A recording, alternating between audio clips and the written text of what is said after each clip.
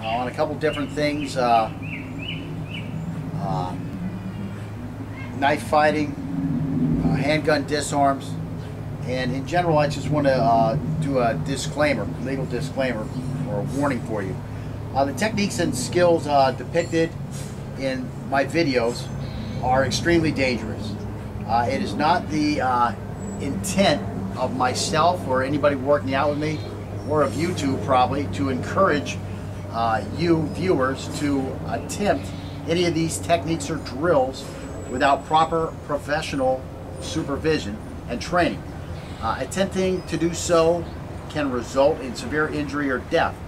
Do not attempt any of these techniques or drills that I show on these videos without supervision of a certified instructor and a checkup to make sure that you are in the proper health to involve yourself in these physical activities.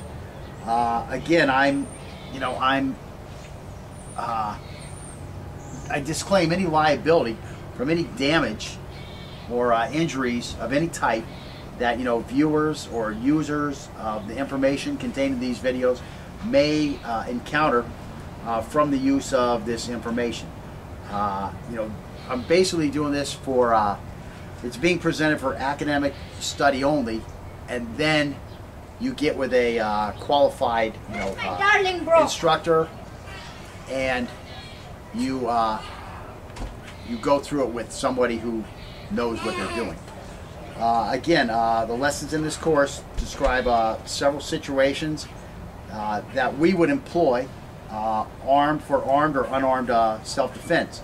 However, the methods of self-defense we describe may not be legal everywhere we go.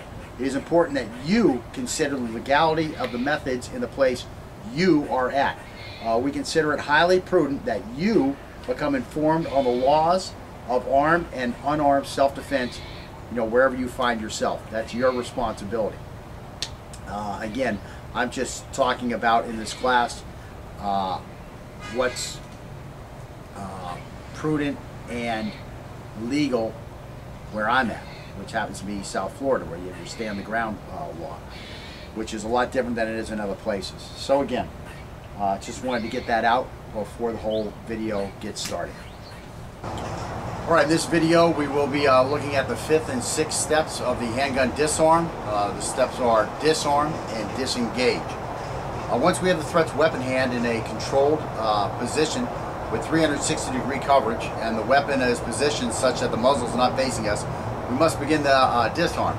Again, this should be done immediately once we have control of the weapon, and it will work better if we, of course, use disabling efforts and have them integrated into the end of our control and the beginning of our disarm steps. Again, it's not required, it just is going to make it easier because it's going to distract and help to keep the threat out of the game. This is the second most dangerous step. Again, the disarm is the second most dangerous step after clearing the muzzle, because at this point the threat is going to realize that he is now in a fight for his life, and he may become very desperate to regain control of the weapon. However, if we're well versed in our attack, it will be very likely that it will be over, and we will disarm the threat long before he realize that he has even already lost control. Again, from the control position, we're going to use our legs, arms, shoulders, and our core, our trunk, to overpower the threat's ability to maintain a grip on the weapon, and we'll do this by focusing all of the power from those areas on the threat's wrist joint and his digits. If we have anything close to a strong control position, our disarm will be an overwhelming force. Again, initially when we're doing the avoid step, we step to the outside and we twist toward the inside of the threat, and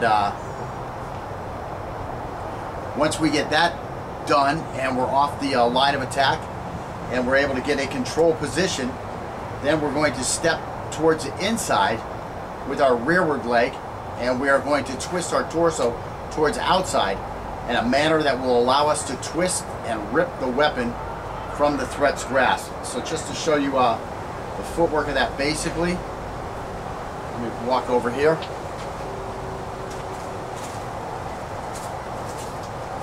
So again, we start with the avoid, go over here, we get the control, we're here. Now this rearward leg is going to step in. So I've stepped to the outside and I've turned towards the inside.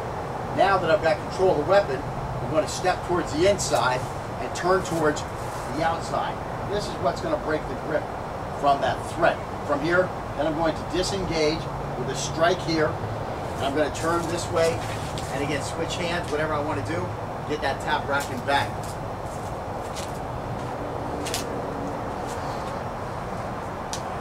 If the threat is able to maintain a grip during all this, we will need to begin to further disable the threat by delivering knees and headbutts and even biting his arm that is gripping the weapon as we continue to pull with our two hands. During this type of struggle, it is important that our head remain in contact or as close as possible to the threat's chest. So what we're going to do is we're going to bring our head in low, bring our shoulders up high and turtle, and try to get this up against the threat's chest so that we'll be less exposed to any strikes he may throw at us. Of course, at that point, it's going to be hard for him to concentrate on striking because he's going to be so worried about getting the weapon back under his control. Let's see. Under no circumstances should we release our hands from the weapon until we have freed it from the threat's grip. Immediately upon the threat losing control of the weapon, losing his grip, we need to disengage the threat so that we can establish the condition of the weapon and bring it to bear on the threat. Since the threat's attention will most likely be 100% focused on maintaining his grip on the weapon, when he loses his grip, he will most likely be focused 100% on reacquiring that grip. Where am I at here? This will provide us the opening we need to help establish distance. While the threat is reaching for the weapon, his head will be unguarded. So as soon as we have sole control of the weapon, we need to strike the threat with a chop or a finger strike to his eyes as we step away from contact. Again, it is best if we step away in a manner that brings our fighting center back onto the center line so that we can observe the threat and be in position to attack or defend. As we disengage, we need to perform a tap, rack, and bang, or a tap and rack. The bang is dependent on the situation. And again, issue a command to the threat to stop, stay back. At this point, we're no longer in the disarm, and we must do a threat assessment and leave the area or control the hostage in a manner commensurate with our training in those areas. So now we'll watch some video from me teaching Scott this stuff and us going through it. And again, this will wrap up the disarm. You'll have all 6 of the steps of the disarm covered, and that's something you can work on and integrate into your toolbox. Thank you.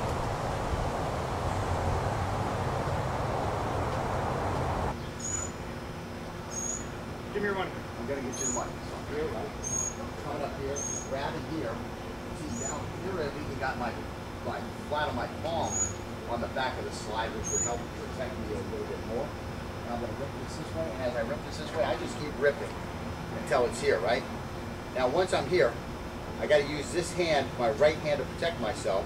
So I'm going to, this is going to come up here for a chop, and that's where I'm going to step away and clear. And then I've got to tap, rack, and then get ready to shoot. Okay, again, you disarm my 19, just that's all I got to say. Yeah.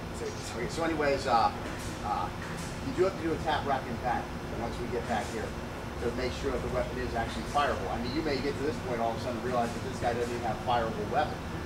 And now you can still use this as a weapon. You're going to use a nice hunk of steel to crack him across his forehead. And leave him a scar for life to remember his foolish actions on this day. Okay, so again, here, let's come back over here. Wait, to the back, all right? Give me your money. I'm going to get you my money out. Bam, bam, all the way around. Fighting for this thing, keeping that muzzle off my face. Just ripping here, bam here, and down, tap, rack. And again, like I said, you know, he was disarming me that time when I actually did the tap. It actually tapped in because, again, the magazine had 2 BBs for the re-rack. So that's okay. Because it had, again, disarmed the armory with the magazine release being pressed. Money, now. I'm going to get you money. I'm trying to be a little nice to you. Yeah, I see that.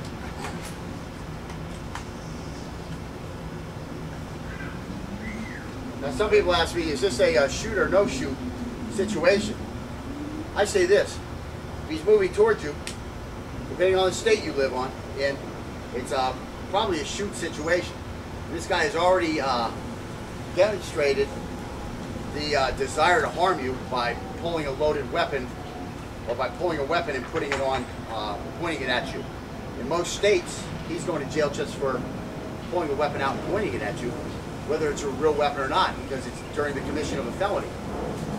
So in that instance also, it's commission of a felony in Florida. I can shoot you for that.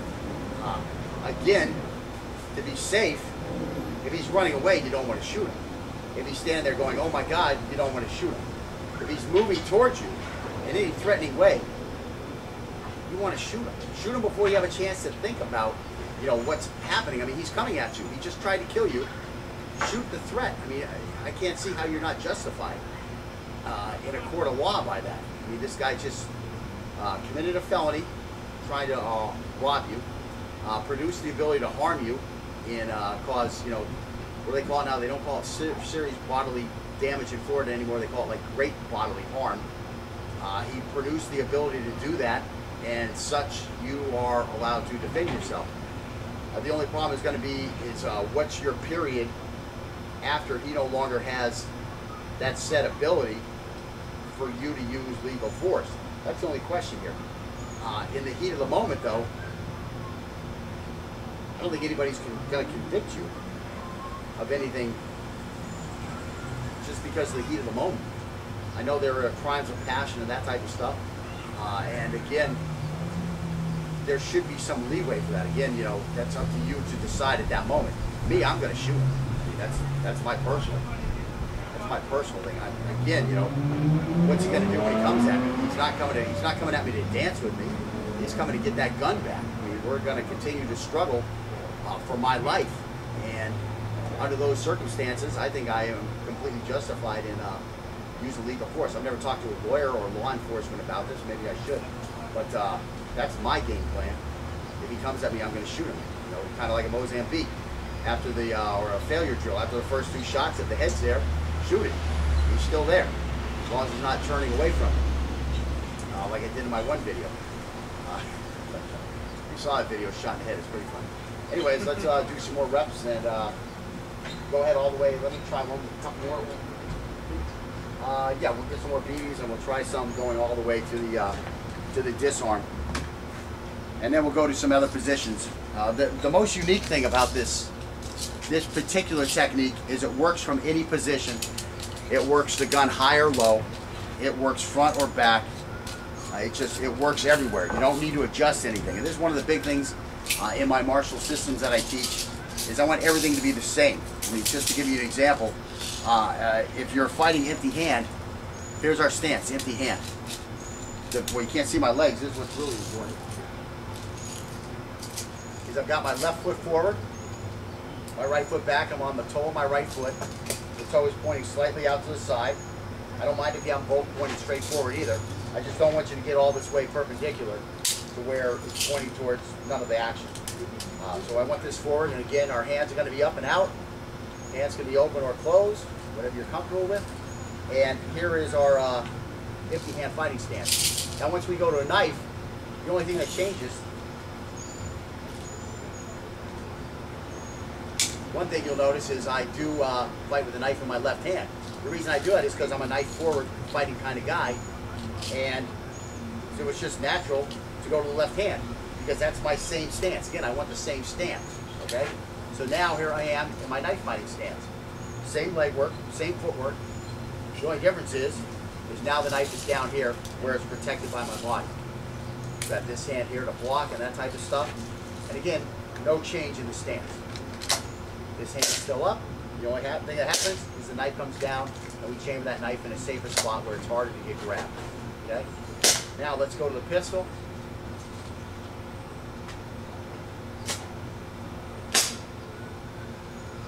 Go to the pistol. Looks a little bit like the fighting stance, doesn't it? Empty hand fighting stance. Knife stance, pistol stance, empty hand stance. Not much different, right? Let's go to a rifle. I don't have a rifle on me. Mark he's going to bring his AR today, but a little rush. He didn't have the AR, but let's put an imaginary AR in my hand. Stance looks kind of familiar, doesn't it? Now all my movement that I'm practicing on the line with the rifle, on the line with the pistol, with a knife, empty hands, it's all the same. I don't have to rethink it. I don't have to say, okay, here's my empty hand. Okay, here's my knife. Okay, here's my stick. I don't know which way you're going to hold your stick. Here's my stick. Okay, and now here's my rifle. I'm going to come up to a higher stance like this. Here's my pistol. I'm going to go to a modern isosceles. What stance am I going to be in when shit hits the fan? Am I going to get the right stance? Well, then I only practiced that stance while I was using that particular weapon. Meanwhile, whatever weapon I'm using, I'm practicing the same stance. So if I'm practicing empty hands, I'm practicing my footwork for rifle, pistol, baton, knife. If I'm practicing with my rifle, same stance. So when the shit hits the fan, what stance do you think I'm going to be in? Do you think I'm going to be in the right stance? Or do you think I might default to the wrong stance for a second? It's pretty simple to come up with an answer for. Okay, you do have to bring this out a little further here. Just slap on it, but still, your hand comes down to here, then right back up underneath the weapon. And so, Money. stop, stay back. And again, I'm not just ripping this out of his hand right there.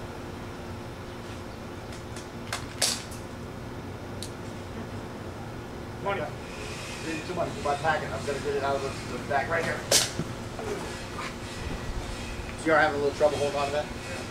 I mean, it's causing a little pain. No, yeah, you're supposed to put it on. Okay. Yeah, not much I can do about that. You got to do that. Okay, I'm again, not worried about it. when you are doing this, you got to. I mean, you want to just rip it, but you have to take into account your partner's hand. Now, what I want you to do is put the safety on, and I want you to grab it real low here, just to protect your thumb. Okay, and just grab it right there. Keep your thumbs in, and now I'm going to rip it out. Okay. So. Money. Yeah, Now. I'm going to get the money now. What all flew out of my thing? Oh, disarm knife. Yeah. Disarm the armory again.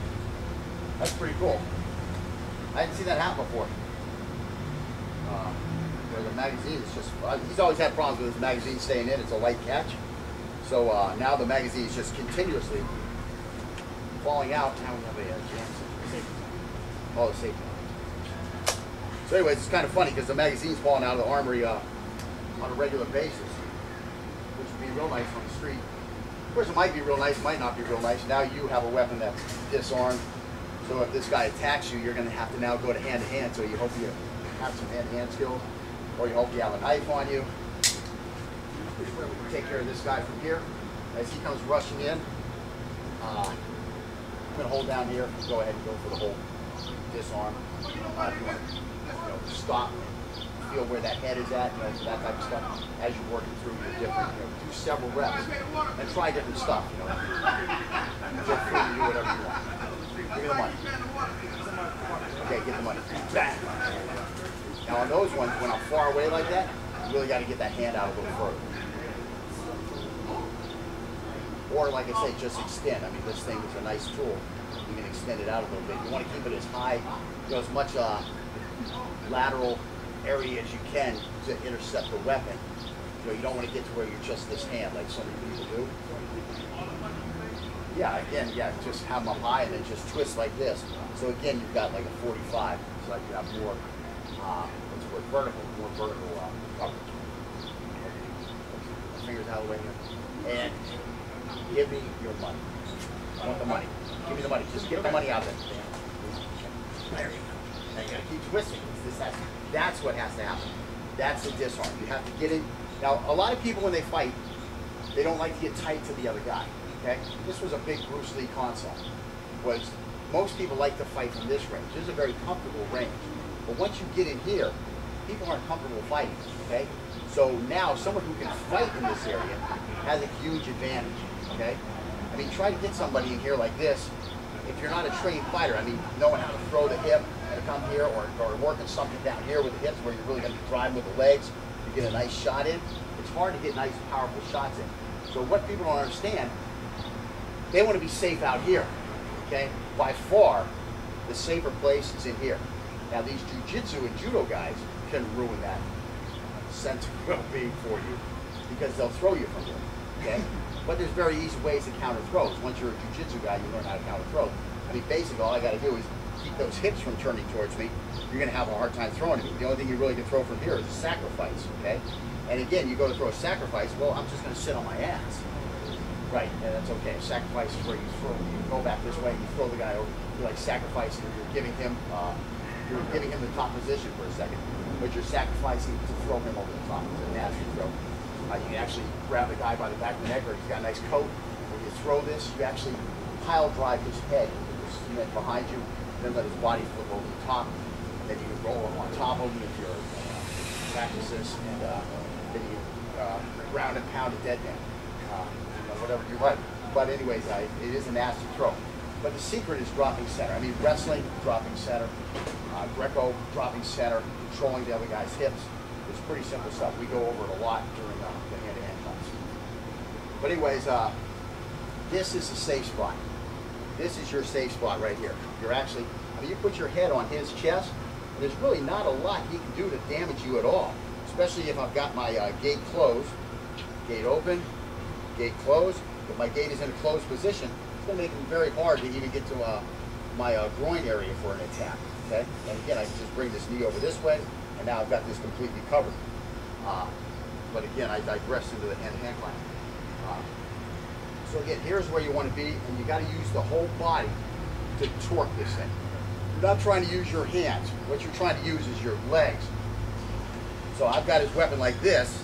I now grab down on it, and I'm going to torque with my hips. And I can push with this leg, and I want to be right here. Now from here, now I can start stepping back if I have to, or I can throw this. I mean, I'm right here for this knee. See how close this knee is? I'm right here for this. Boom, this headbutt. Okay, that's where I want to be, so I can use those weapons. And he's not going to have a defense of much standing or an offensive reply of much standing, because he's got both his hands here. And if he's not a trained martial artist, he's not thinking about, I have a knee that I can throw. I can try to throw a headbutt. No, he's going to be like, holy crap, this guy's stealing my gun. And now, meanwhile, I've practiced stealing this gun while throwing these strikes, so I'm going to be the guy at the advantage. And again, when we go through our hand-to-hand class, we go through this lesson again, and that's when you really get good at it. Now you're kind of learning it, and if you have a chance to practice it with your friends or whatever, or coming by other classmates, you can practice with that. But when you really get the hang of it is when you go through this whole lesson the second time. And give me all your money. Okay, get the money. That's it. Just disable my weapon, my magazine out. So now did you tap, rack, and bang? There you go, tap, rack, and bang. But of course, think about the bang. Right, you would have had a problem because then you shoot, but hopefully you'll see a magazine on the ground or hear something. But I mean, that's something you have to think about. Even when you're doing the tap, rack, and bang, if there's no magazine in there, the slide is going to cycle back forward as you release it, and you're going to think you have a chambered round.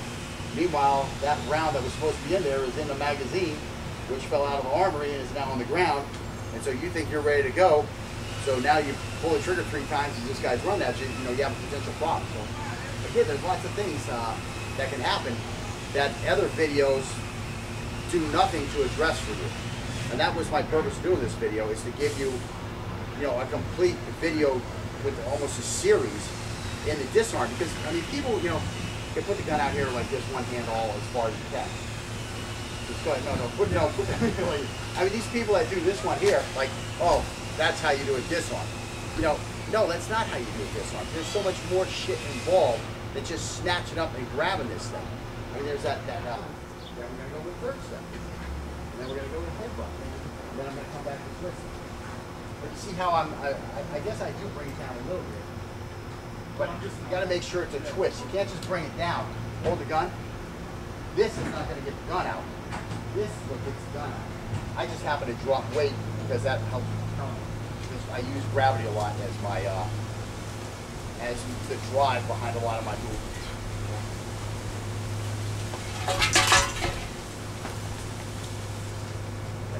See how you're fighting me now? Just twist. The only reason I hit you is because I'm in so close. When I come this way, I hit you because I'm in so close. So you want to be here, and you just want to use this as a twist. Okay. That's not the toughest part too, this is getting that footwork out. It's kind of advanced footwork for some of you guys done it before. Go, go, that's what I want. See how easy that is? Now you have that momentum. Because when you take that little step, what you did was you just stopped your momentum. You stopped it. So you had to use energy to stop the momentum. And that energy could have been used for that twist. Plus you had the momentum behind it. You know what I'm saying? That's it right there. Got to be like two moves. There's this one, and then there's this one. And there's when you start getting that one down. That's it right there. That's what's going to break my wrist. That's what's going to rip my finger right out of socket. Okay, that twist. Nice. There you go. Let's see, UL comes and some trained military guy is on the wrong side, and you know my daughter needs to protect herself. Nice.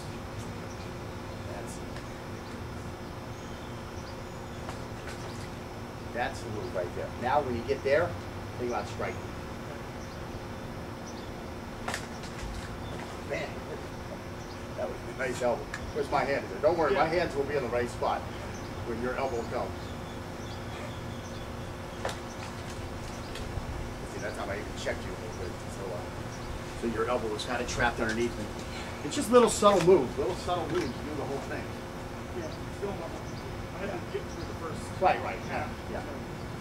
Yeah, by far, this footwork is not something your ma taught you on the way to get you to the bus stop. You know, I mean, it's new for most people.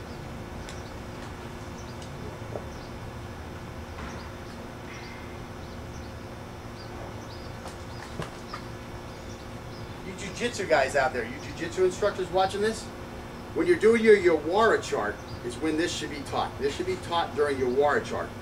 Because it's, I mean, you see my hands? I mean, it's like he's doing a wrist release, and or I'm doing a wrist release, and now I'm coming for a strike. Or it's like when he's doing a wrist release, and I'm posting up for that block. It's Yawara.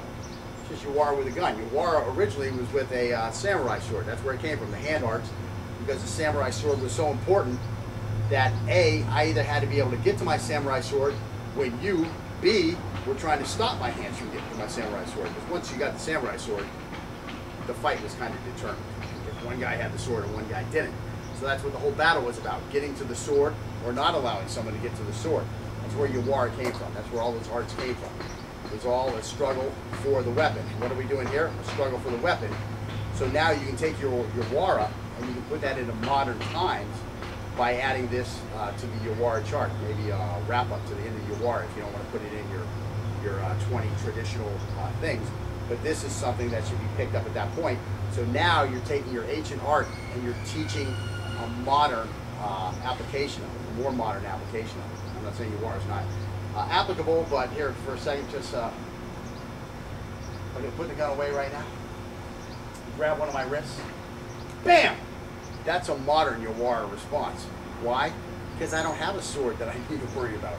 He doesn't have a sword that I need to worry about. What I need to worry about is why is he touching me and how can I get him to stop? Well, if he has no reason to be touching me, this is a proper response. That's Yawara. Modern Yawara. Now you want to take your ancient Yawara and modernize it. Well, let's bring the weapon back in. Let's bring the importance of the weapon back in, and that's what we're doing here. Sorry if I offended some of you guys. I am a Kodokan Jiu-Jitsu guy, though, but I've moved on. I guess, you know, without...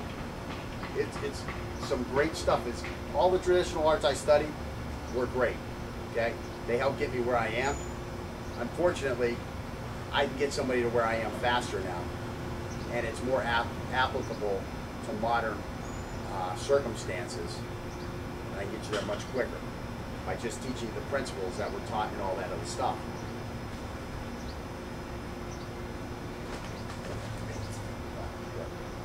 And again, grab my wrist, grab my wrist. Okay, so he grabs my wrist. Here's a modern, here's a traditional Yawara response. And watch my movement now. Boy, is that kind of like what we're doing when we're getting ready for this thing? Put the gun back on me. Grab my wrist again. Not a whole lot different, is it? That's the footwork I'm talking about that you have to learn. Now mine came pre-packaged because of the Awar. And that's why he's having a little harder time getting that footwork done. Although he's definitely picking it up. We're actually fortunate with the, because you hadn't done it like 5 times, and then that time you did ask me. So then when I had to actually turn off the training to turn on the response, and then you came when I was fully in response. Give me the money. Nice. That's all. That helped. Now what I want you to do is I want you to twist. I want you to chop. And then you can grab back and do a full chop, rack, and bang, and pull a trigger. Nothing in there. Pull a trigger somewhere off the side of the middle classic. Just in case of any malfunction that causes air to fly out of there. Maybe just check it out. That's it. There you go. That was a funny tap, rack, and bang. It's like a rack, tap, rock, and bang. Yeah, I got it. Oh, you saw some stovepipe. That's what it was. Give me the money. I want.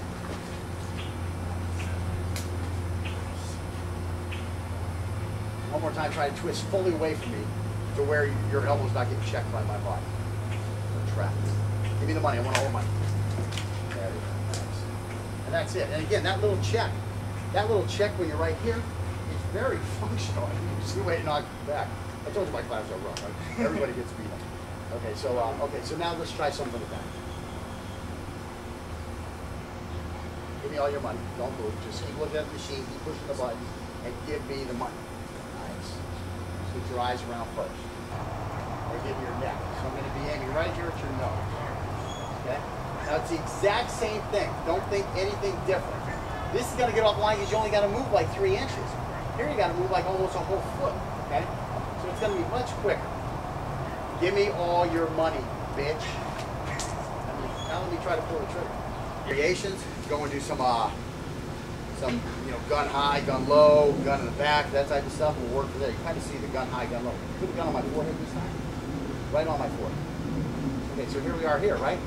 This is going to be easier for me to clear the muzzle than the other one, because here I've got like a foot that I have to clear the muzzle. Here I've only got like 3 inches, 4 inches to clear. And again, my hand's going to be up here, and I'm just going to spin off this thing. Spinning off. Man, there's no way he can shoot me. You got a BB in there? Put the BB in.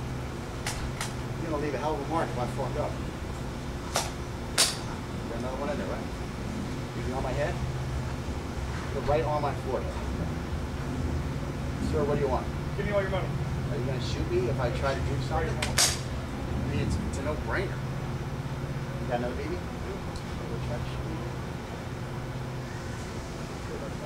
Did I tell you about I met your mom at the bar last night? Give me your money. Shut your mouth. Bam! There it is. It's done. I mean, what is he? He's a good Samaritan? He doesn't really want to hurt any of my major organs or something? He's going to take my liver and hurt my drinking career, which you don't have one anymore. So that's where it's going to be. If he goes low, that's the lowest he's going to go, is to the sternum. I mean, I don't know which guy is going to do that. And again, here I am. I'm out of the way. Now I'm back up here. I'm back here, and we're good to go. There's no problem with the height thing. Okay, now let's go to the side. You're on the side of me. Give me your money. So, I mean, where are we going to go here?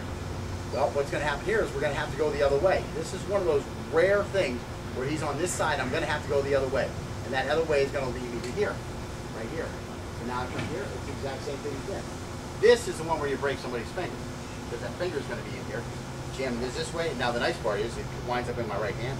Bam, and tap, rack, bang, and now let me return that favor with a low shot. Okay, so anyways, as you can see, it's the exact same thing. Now come to the right side.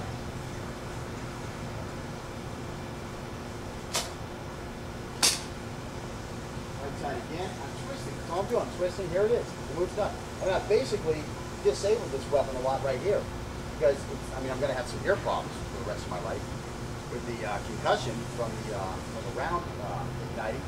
But, I'm here. Here we are here. Bam, bam. I'm right back where I want to be. Right in that same position where I've always been. This is my comfort zone. I know right where I'm at. And bam. The only thing is I might have to do it to the other side if he's here. Now again, put the gun back up here. Do I have to? If he lets me get my hand here, I don't have to turn that other way. The only way I have to turn that other way is when my hand's here. Now I have to turn this way. You see how that's a built-in, like a windshield wiper to block that away. If he lets me put my hand here, this is by far the easier way. Now I've got it here, and I'm here. All depends on where he lets me put my hand. Let's say my hands have to be down. Well, my hands have to be down. Same thing. I'm just going to come out of the way, and I'm over here. Okay. You want to work through some different ways with your buddies. But again, this same technique can be used for every one of those ways. Now go over that. You have a BB in? Okay. So he has a BB in. So again, what I'm going to do is I'm going to spin this way. It seems like the long way because this is the hand that maybe I think I want to use, but I don't. But the secret here is that the shoulder blade in the back is what actually does the clearing. I don't need my hands on this one, okay? So again, when I come here, look at this. This hand's already low, right? Start moving the weapon away from you, like you're trying to get away. Yeah, see where it goes? It goes right, and that's if he is trying to avoid me. If he's not trying to avoid me, it's actually a little tougher, but it's not too much tougher because here I am. Still, we're right back here. Now I can ram this thing, bam, he's not letting go, bam, bam, he's not letting go. I love when you put a little knee on somebody's legs down here. A male just has a unique ability to try to get the hell out of the way. So anyways, and I would never knee one of my students if they didn't have a cup. Unless they told me they had a cup, or I thought they had a cup and they didn't have a cup, then I would knee them for it. But since I know you don't have a cup, I wouldn't knee them for it. I just knee them with that little sensitive inner thigh. Okay, so again, I mean, you can see, here we go. You have BB? Yep. And you have it loaded? And the safety is off? Yes. Your finger is on the trigger? Yep. You are not a very safe weapon operator, sir. And there it is. I'm here again. Bam, there's that inner thigh. Bam, there's that head. Bam, there's my whip. Bam, there's a little shot. Calf rack. Back. So anyways, that's it. Now we'll let Scott do some other position, and we'll show you some of his footage. Okay, so anyways, let's just, the closer you are, again, watch this, turn around to the back. Okay, now what you're going to do is you're going to spin this way. This is going to be your low. That's going to come around just like before the high, which is going to be a bigger twist than you used to do. Okay, give me all the money. Give me the front money. But notice, go low. I don't know, what were we talking about? What was the problem a second ago? How easier it is while you're close.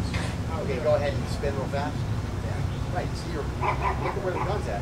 This is like a best case scenario in the front ones. You're already here now. Now this, you just need it.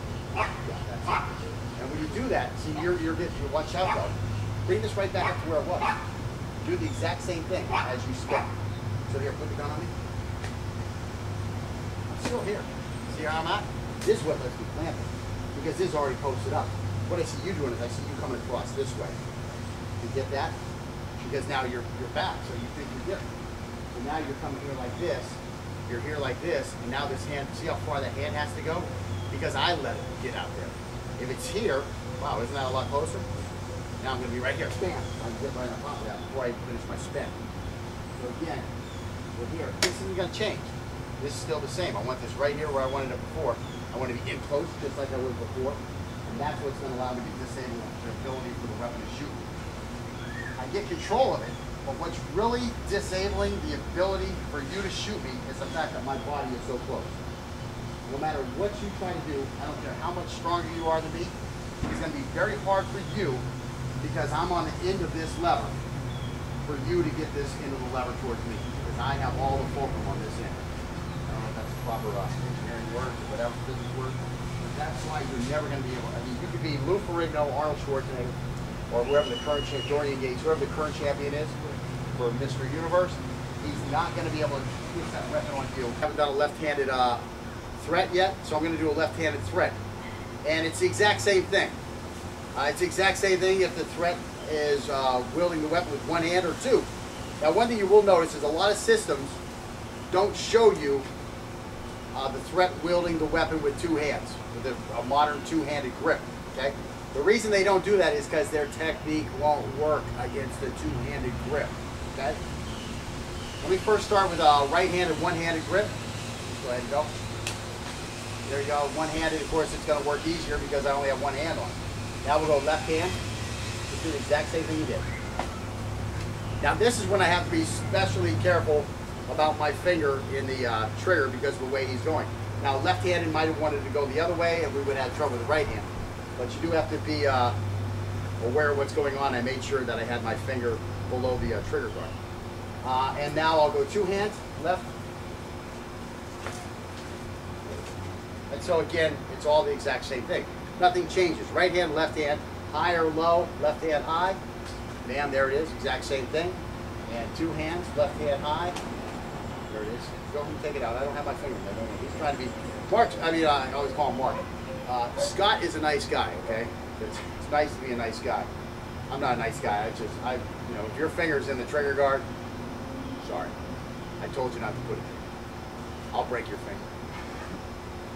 And brag about it the next day. Give me your money. Nice. And see how you're naturally pulling it right down with like a kung fu monkey paw. Is that what they call it? The monkey paw. The Fuk Sao. I don't remember my Wing Chun days very well. It's a short period. We got the Chai Sao and got out. Okay, let's see. What are we doing? We've done left, we've done right. Oh, let's try left from the back. Left from the back, 1 hand. Try that one. Make it a little smooth. Keep your hand up and get your eye on the gun. And rip it. There you go. Try to always rip it now so you know how to rip it. Believe me, my hand will be in the right spot or you'll hear me scream. And if I scream again, that's my fault. Okay, so let's see. Let's go to the head one time. Give me the money, bitch. Now you know it's up high, so when you come around, look up high. It's easier to look up high and see low than it is to look low and see high because those big brows will block the sight. Whereas when you're high, your cheekbones are, once you got some kind of super cheekbone. Give me the money. Which money do you want? I want all the money back, yeah. You see how he slowed me down again. I said I want all the money, and then it distracted my ability to say bang because I had to complete the first task. And let's see. Okay, now again here, if your hands are in front of the gun, you're all set. Excuse me. Yeah, if your hands are in front of the gun, you're all set. You can do it the same way. So go. And there it is. Now put your hands behind the gun. And actually here, you're all set. Yeah, it's not Because right, that's going there, and that's there, and that's that. Right, good. Now go the other way. Give me the other side. Now this is where it matters.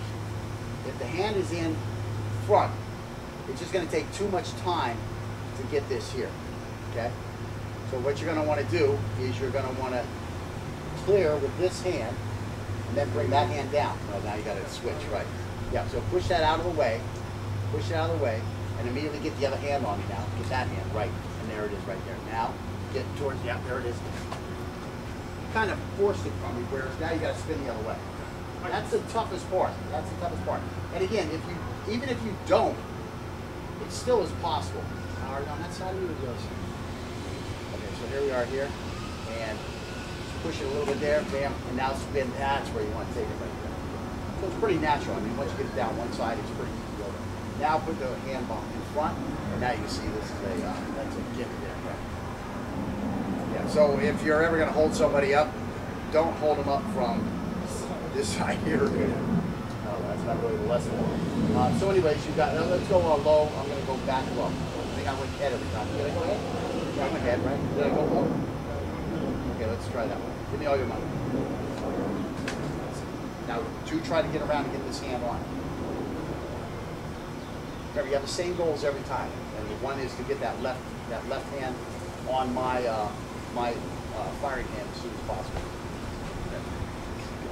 It's hard. I mean, nobody's gonna put the gun on your low back. You know what I mean? Give me your money, or I'm gonna make you a paraplegic. I mean, just would that be a paraplegic? Just the legs parallel? The other one's what, a quad? Quad. All right. So, anyways, that's pretty much the lesson. That wraps it up, and you got a little medical lesson in there in the end. Good job, and we'll get back at the regular gun handling.